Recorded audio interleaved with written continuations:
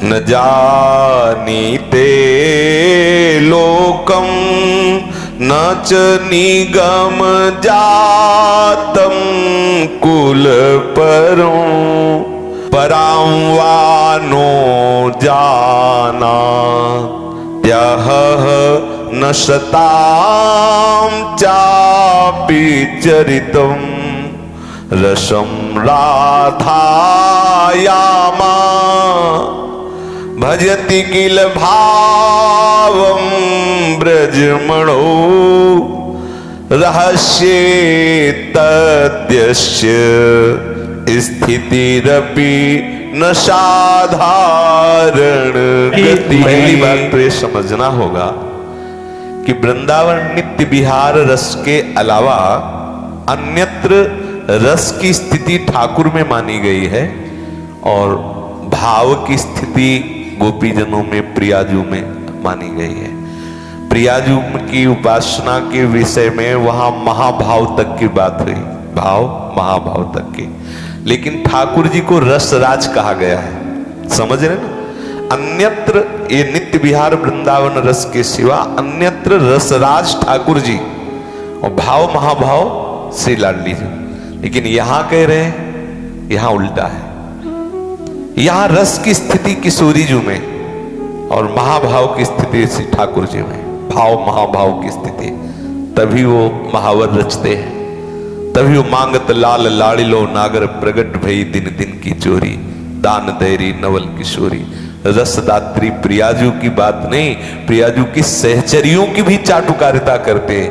यत किंकरीषु बहुसा खलु काकुवाणी नित्यम परस्य पुरुषस्य शिखंड मौले तस्याः कदा रस निधेर वृषभानुजाया। रस निधि कौन? श्री वृषभानुजाया अर्थात श्री लाडली जू महाराज।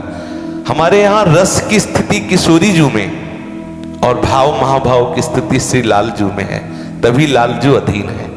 तो रसम राधायामा भजत किल भावम ब्रजमणो।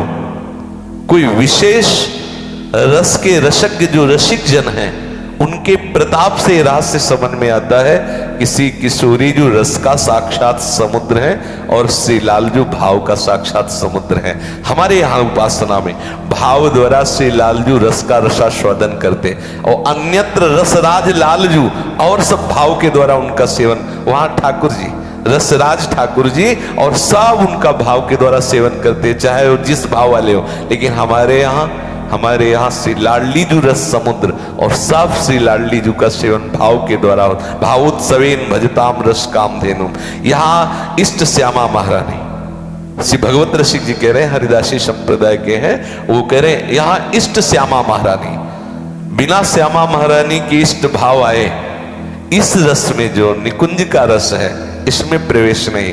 तो बोले ये जो महापुरुष इस रस में डूबे हुए हैं, या डूबने की बात, वो रस में डूबे हुए सहचरी भाव में श्री प्रिया प्रीतम की नित्य निरंतर सेवा को प्राप्त हैं। प्राप्त करना नहीं, प्राप्त हैं। जो प्राप्त महापुरुष हैं वो ना लोक को जानते हैं कि सृष्टि में क्या हो रहा है, न परलोक को जानते हैं, और ना निगम जातम कुल परम, कुल की क्या परंपरा है, वेद का सिद्धांत क्या विधि निषेध है, इसकी भी कोई परवाह नहीं। और वो भक्तों के चरित्रों को भी नहीं जानते, क्योंकि समय ही नहीं। उनका चित्त तो आठों पैर श्री जी की सेवा में लगा हुआ है। तो चित्त श्री जी की सेवा में लगा होने के कारण वो भक्त चरित्रों को भी नहीं जानते। अगर अब हमारा मन वहां लगाना है तो फिर ये जरूरी है। समझ रहे?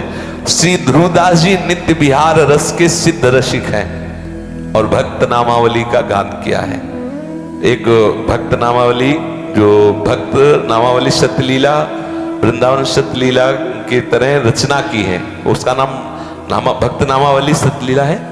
तो भक्त नामावली में सब संप्रदाय के संतों का वंदन किया है। नित्य विहार रस के महामहिमा में स्थित भगवत रसिक जी की भक्त नामावली रोज अपने यहाँ होती, लेकिन जो उस स्थिति में डूबे हुए हैं उनको इसकी आवश्यकता नहीं। लेकिन जो डूबना चाहते हैं उनको इसी से भक्त चरण धरि भाव, भक्तों के चरणों की आराधना, भावे माई जगत भगत भजनी, स्वयं हरिवंश चंद्र जी कह रहे। लेकिन जो सहचरी वपू को प्राप्त आठों पे श्री जी की सेवा में है, वो ना तो लोक को जानते हैं, न वेद को जानते हैं, न कुल परंपरा को जानते हैं, न भक्त समुदाय को जानते हैं, क्योंकि हर समय देह भाव रही तो अपने स्वरूप में श्री जी की सेवा में है।